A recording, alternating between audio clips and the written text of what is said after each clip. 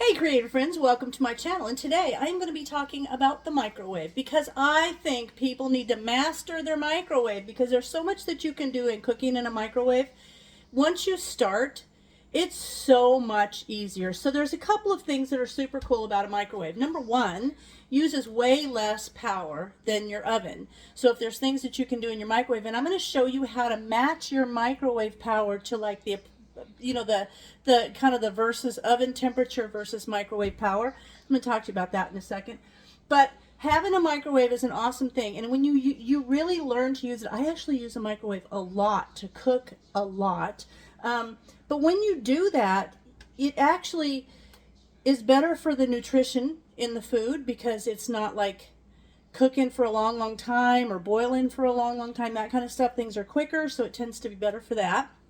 Of course, it uses less power because there's no heat up time. It also won't heat your house up in the summertime, and it's just cool. So, a couple of things. A lot of times, microwaves will come with one of these little doodads because it has all these cool little buttons like popcorn, baked potato. Mine has dinner plate, quick defrost, cook, reheat, soften, melt, defrost. There's a kids menu.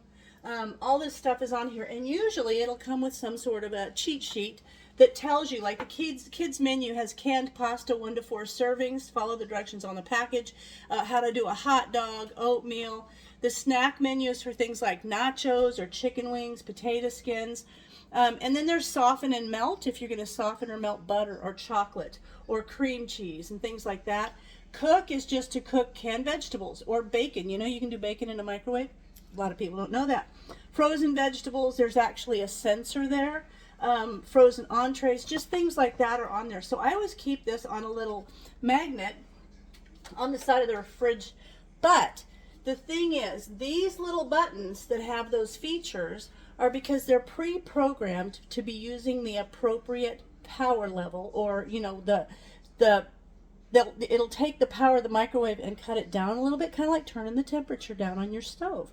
So a lot of times people will say, I don't like the microwave because every time I put something in there, it burns the edges and the center never gets cooked. Well, that's because microwaves are attracted to fats, oils, sugar, and water. So usually around the outside is the thinner pieces. It's easier for them to penetrate, and that's a lot of times where the fat is, like if you're cooking a pork chop or something.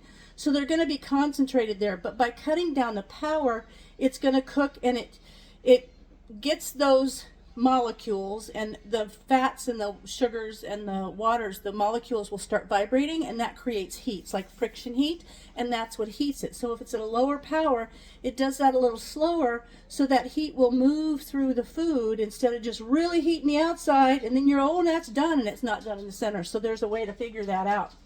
So if you don't know what level your microwave is, oftentimes mine has this crick in the door. I don't know why. And I will tell you, this is not the only microwave I've ever had here. I actually was pressure canning one time, and while it was venting for the 10 minutes, I walked out of the room, and when I came back, I had the pressure canner sitting here on the stove, and the vent steam was going right up the front of my door, and it literally melted my door. And I did learn that day that it costs more to replace a door on a microwave than to replace the whole microwave. So we did that. But anyway, most of the time on your microwave, there will be some sort of a label. Come here, I'll show you. So see there's like a label right there, and that gives you the information that you need. So my microwave, it says right here, is a 1,000 watt microwave. So that is kind of cool because that means I can do everything. Now, if you go to a hotel, the microwaves are probably not going to be 1,000 watt, but somewhere on there it's going to tell you what it is, so that can help you. Once you kind of master microwave cooking, you should be able to at least find out what the wattage is on the microwave and know at that time. So say it's a 500 watt, you might have to cook the thing longer at that lower power and shorter on the higher power, but you'll figure that out. So anyway, this is 2010, so this microwave's been around, but it's a good one, and I like it. It's a Maytag. It's been good to me. I always try to keep my microwave super clean because it's important to me to have a clean microwave.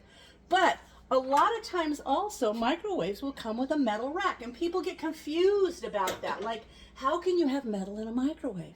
Well, if you notice how the racks are built, see how it has these little feet? that stick out, and those go in these little deals. I've never used my rack, but I know people that do, and what they'll do is they'll have like 4 things that are for a meal. Like they'll have like maybe a green bean casserole, and down here they'll have pork chops, and then they'll have something here, and they'll be doing it all at what would be the equivalent of like 400 degrees or 350 in the oven. And for the right amount of time, you might have to take things out and put them in a little shorter, but kind of like the same things you'd do in an oven. But this rack, with the way they're built, the metal does not touch the metal. So, and this is also, I think, sorry about that, my dog. Sorry, evidently the wind blew. But this is, I think that what they called it was like a low density metal, so it's not affected by the microwave. But if you were to put like an aluminum thing or something that is different, it can create a problem. And if you have metal that touches the side, no, don't do that. It's not built for that. Try to keep everything in the center of the microwave, and when you have one of these racks, make sure that you place it correctly. You don't bump it so that it's touching the wall of the microwave. That's why it sits down in these, so that it's adjusted properly. And that is actually a very cool way to cook. And why do I like microwaves? Well, because we have moved so many times in our lives. I've had gas stoves, I've had electric stoves, I've had little stoves, I've had great big powerful stoves, but the microwave has always been consistent. So I wrote this down so that I have this. So I want to tell you, so key points about your microwave power levels. First of all, your power level 9 and 10, those are like the full power of your microwave. That is usually for cooking things like vegetables and liquid, because it needs, like when you put boiling water, like you can do pasta in here, but you put the boiling water on your stove to boil it, you have to turn it to high to get it boiling. Same thing.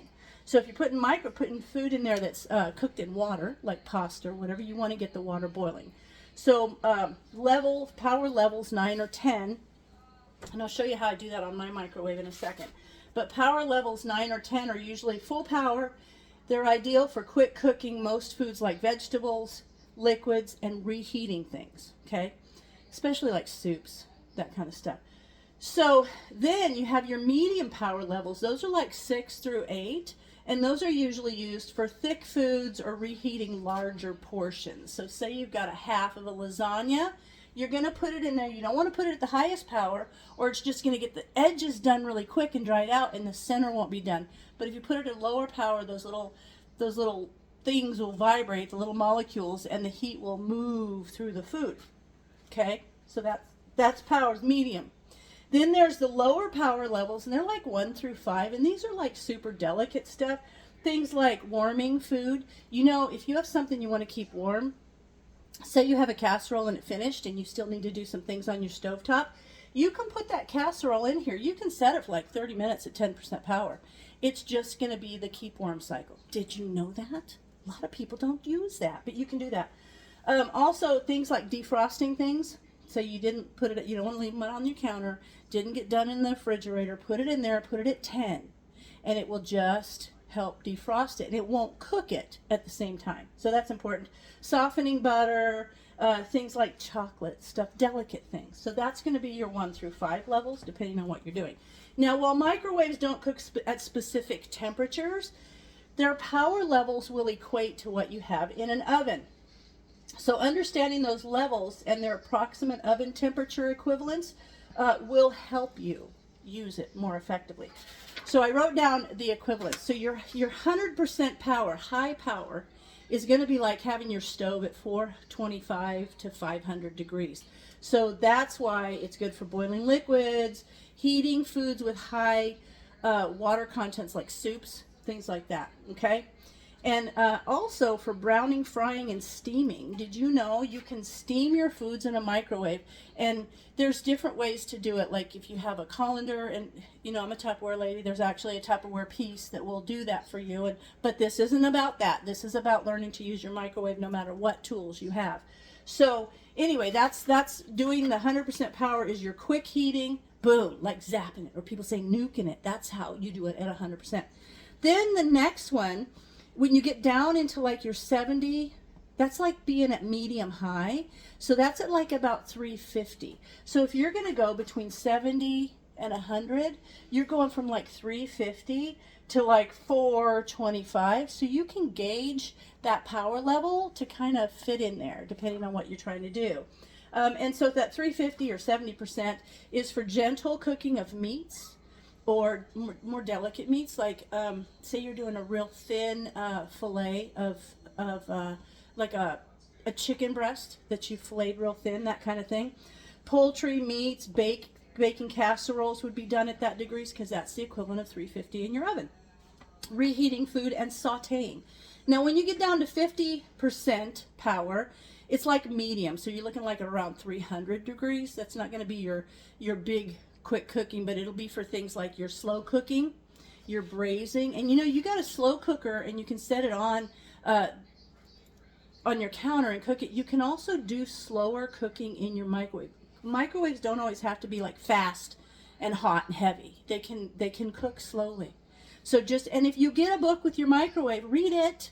All of this is in there about it, and it'll be specific to your microwave, but I'll show you mine. 30% is going to be low. 30% is like around 200, 225, 250, like right in there at the low 200s is where your 30% is. That's for your defrosting and your simmering of delicate sauces. Like your cheese sauce or your white sauce. You can put it in there, you can get it hot, you can cook it, and you can do it at that lower degree. Now 10%, that's just warm. That's like at 150 degrees. That's going to keep your food warm. That's great for heating breads before a nice meal if you want to have your nice warm rolls. Softening butters, cheese, and chocolate. Those kind of things are at that. Now, way I do mine, let me pause. I'm going to get a cup of water and put there because you don't want to run a microwave without something in it. And I'll show you how I do the power changes on my microwave. Okay, so I'm putting water. You want to know how to clean your microwave really good? You can get a cup. They have these little things that look cute, like little ladies, little rubber silicone dolls that steam comes out their head. Or you can just put a cup of water and put some vinegar in it and put it in there until it's boiling and it's all steamy, and then you can just wipe it out. But I'm going to show you over here on my control panel. Come here, we're going to look. So this is my control panel. So if I want to cook this, let's say I'm going to cook time for 1 minute. It says 1 minute, and I want to do it at 90% power. I'm going to hit cook power and then 9. And see, that says 90 right there. And then, poof, there it goes. But let's say I just want to keep it warm. I'm going to cook time 1 minute, and I'm going to cook power, let's do a 2. So that's going to be probably at like 175.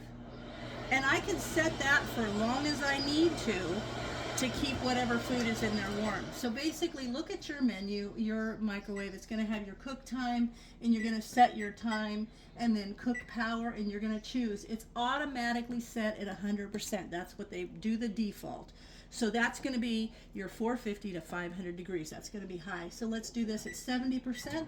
So that's your medium, and it's just going to cook away. So there's that. So I think the microwave is underutilized for what it can do in a kitchen. And I love the fact that we travel, a lot of people have, you know, I've seen studio apartments that don't have ovens. They only have microwaves. Most times convection up microwave, but it's just a microwave. You can still eat well. RVs, when you travel, there's always a microwave in a hotel room. Heck, there's microwaves in convenience stores. Like you could go in and you could do stuff there if you had to. I wouldn't, because I don't have any level of clean on that. But hotels, I'll go in and I'll clean the whole thing out, and then I'll put something in there because I prefer to, when I stop for the night, I don't always like to go out to eat. I like to settle in, relax, and having a microwave handy and knowing how to use it properly is awesome. So I hope you guys learn to use your microwave and use it well. Try it. Try a few things that you've never tried before. And I know that a lot of you already know this information, but for those of you that don't, I know I have some people that are newer cooks or you know, just getting into cooking, and they don't know these. So that's why I wanted to share this with you. So I hope you guys give it a try. And if you have any microwave tips and tricks, let me know, because I'd love to share them. And as always, thanks for watching, and I'll see you in my next video.